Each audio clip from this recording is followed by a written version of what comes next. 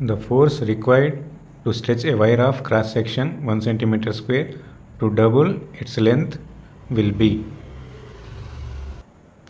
So ప్రాబ్లంలో ఏమడుగుతున్నా అంటే 1 centimetre square area ఉన్న ఒక వైర్ని దాని యొక్క లెంత్ డబుల్ అయ్యే విధంగా స్ట్రెచ్ చేయాలంటే ఎంత ఫోర్స్ రిక్వైర్డ్ అవుతుందని అడుగుతున్నాడు.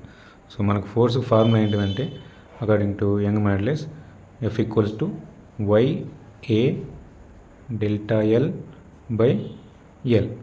సో దీని నుంచి మనం ఫోర్స్ని ఫైండ్ అవుట్ చేస్తున్నాం. సో యంగ్ మాడ్యులస్ ఎంత ఇచ్చాడు ప్రాబ్లంలో 2 × 10⁻11. Area 1 centimetre square. 1 సెంటీమీటర్స్ని మీటర్స్లో కన్వర్ట్ చేసుకుంటే 10⁻−2 స్క్వేర్ అన్నాడు కాబట్టి whole square into delta L అంటే change in length.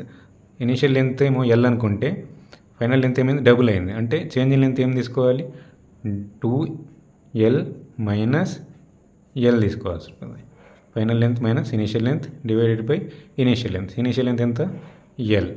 So F equals to 2 × 10⁻11 10⁻−2 × 2 -4 into 12 - L L divided by L. So L get cancel and 2 × 10⁻11 - 4. So finally you will get F equals to 2 × 10⁻7 Newton. Option 3.